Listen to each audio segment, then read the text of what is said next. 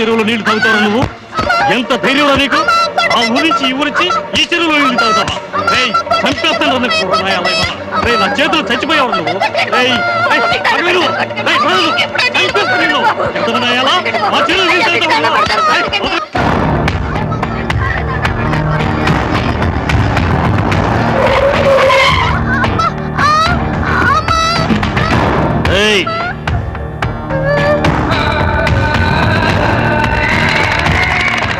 ఏంట్రా రాములు, ఏంటా గొడవ? ఈ గుంటూరు రంగాపురమయ్య మన చెరువులో నీళ్లు తాగాడు. కుక్క నీళ్ళే కానీ బాబు గారు వదిలిపెట్టండి అయ్యా. పోయేది సిటికెళ్ళి పేడమేనే, నువ్వు వదిలే.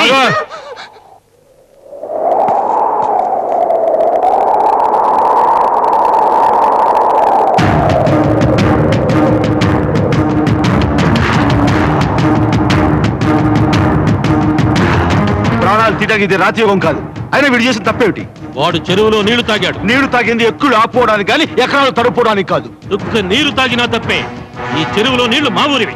మీ ఊరు నీళ్లు తాగాడని వీడిని కొట్టారు. ఇంతసేపు ఈ ఊరు నేల మీద నిలబడ్డారు. ఈ ఊరు గాలి పీల్చారు. దానికి మిమ్మల్ని ఎవరు కొట్టాలి? ఎన్ని దెబ్బలు కొట్టాలి? ఏంట్రా మీటింగ్ చెప్తుంటే ఇంకా చూస్తున్నారు?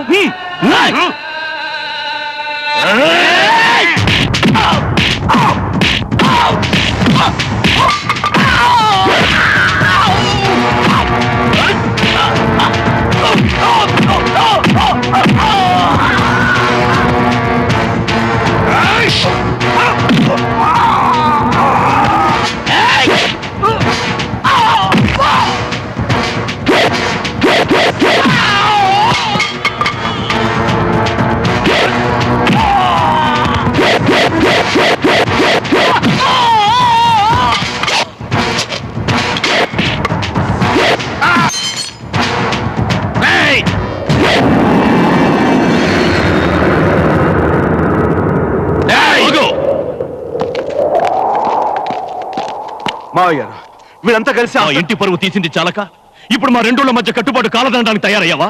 మా ఊరి విషయంలో కల్పించుకోవడానికి నువ్వెవరివి? మావయ్య గారు, ఆ కుర్రోడు నీళ్లు తాగుతుంటే వీళ్ళంతా కలిసి వాడిని కాదు చంపుతారు. అడిగే హక్కు ఈ ఊళ్ళో ఎవరికీ లేదు. ఎప్పుడో పెద్దోళ్ళు మొదలెట్టిన గుర్ర పందాలు ఇంకా ఎందుకు బాబు వాటితో మా ప్రాణాలు తీస్తారు? ఇకనైనా ఈ పందాలు ఆపణ బాబు. 2 సార్లు వరుసగా ఓడిపోయారు. ఈ ఏడు కూడా ఓడిపోతే చెరువు మీకు శాశ్వతంగా దక్కదని ఈ రూట్లో వచ్చావా రాజేంద్ర ప్రసాద్? రాయుడు, ఇంతకంటే మా ఇంటికొచ్చి నా కాళ్ళు పట్టుకుంటేనే. ఒళ్ళు దగ్గర పెట్టుకొని మాట్లాడు. మా మామ గురించి గాని ఈ ఊరు గురించి గాని ఇంకొక మాట మాట్లాడితే మట్టి కరిపిస్తా. ఈ పౌరుషాలు ఇక్కడ కాదురా, రేపు పందాల్లో చూపించండి. చూపిస్తా. పందెంలో గెలిచి ఈ చెరువు నీళ్లు మా ఊరు జనానికి బహుమతిగా ఇస్తా. మా మామ పరువు నిలబెడతా. నేల మీద నిలబట్టుకునే చేతకనుడివి. గుర్ర పందాలను పోక నరాల్లో కరెంట్ కట్ అయిపోద్ది. తొడగొట్టి చెబుతున్నా, ఈసారి గెలుపు మాదే, ఈ చెరువు మాదే. సరే తెలుసుకుందాంరా. సభాష్ కనకరాజు, సభాష్. అల్లుడంటే 10 మందిలో మామ పరువు పడగొట్టేవాడు కాదు, నిలబెట్టేవాడని చాలా మంది అల్లుళ్ళు తెలుసుకోవాలి. నా పరువు నిలబెట్టే మాట మాట్లాడినందుకు మా స్వప్నని నీకిచ్చి పెళ్లి చేస్తాను.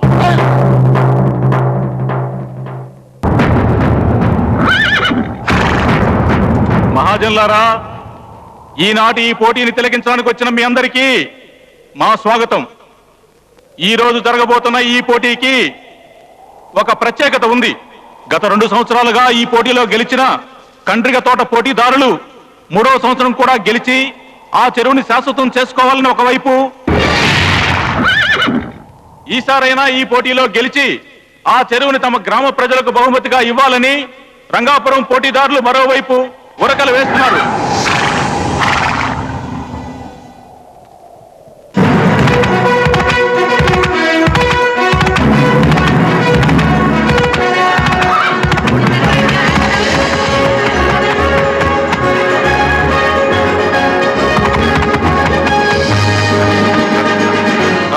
ఆడవాళ్ళ రికమెండేషన్ తో ఆశీర్వదించి పంపించారు.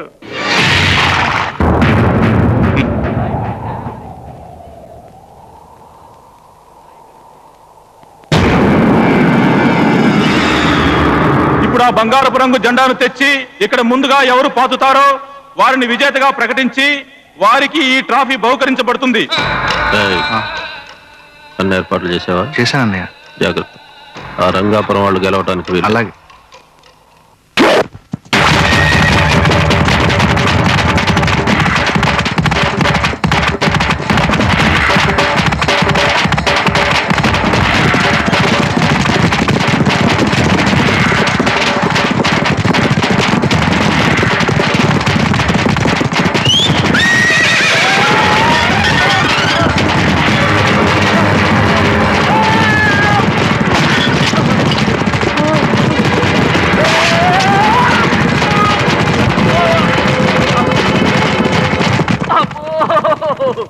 వీడికి ఏ లెవెల్ నేర్పాడు రా నాయను. ఏమైందా ఆచార్య గారిని పిలవండిరా. ఏమైందా ఏమైందండి మీ వాడికి? ఏంటి అర్థం కావట్లేదండి. నేను చూస్తా. కంగ్రాచులేషన్స్ బసవరాజు గారు. దేనికి?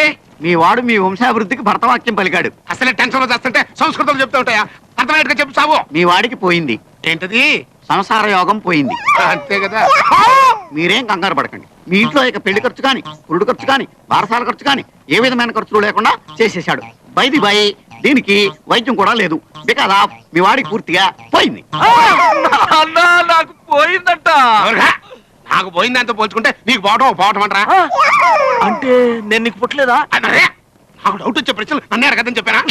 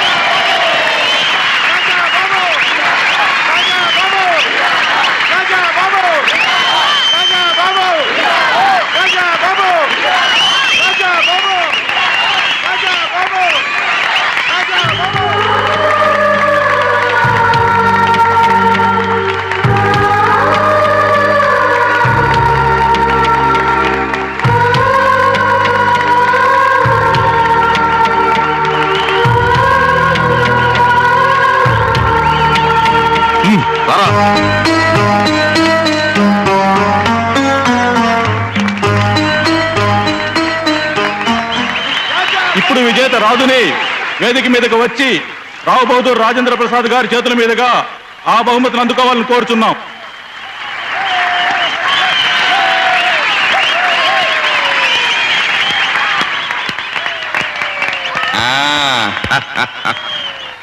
ఎవరా?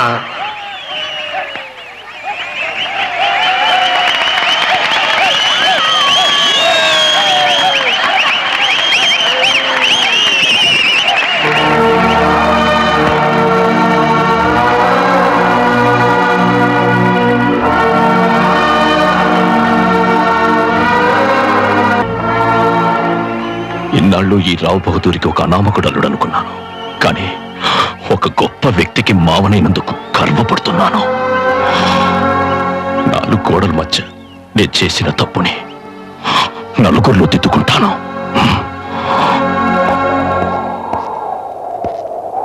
గ్రామ ప్రజలారా, మీ అందరికీ తెలుసు నా పెద్ద కూతురు పెళ్లి చేసుకొచ్చిందని. రాజు నిన్నాళ్ళు నేను అల్లుడిగా అంగీకరించలేదని. కానీ అతను ప్రాణాలకు తెగించి పోటీలో నెగ్గి చెరువుని మన ఊరికి బహుమతిగా ఇచ్చాడు. ఈ ఆనంద సమయంలో మీ అందరికీ ఇదే నా ఆహ్వానం. ఈ వేదిక నుంచి మీ అందరినీ పేరు పేరున పిలుస్తున్నాను. చిరంజీవి రాజుకి, చిరంజీవి సౌభాగ్యవతి సంధ్యకి శాస్త్రోక్తంగా నేను చెయ్యబోతున్న పెళ్లికి మీరందరూ రావాలి, దంపతుల్ని ఆశీర్వదించాలి.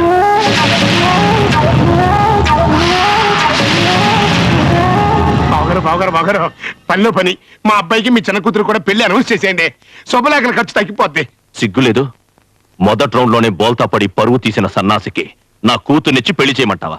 వెళ్ళలే.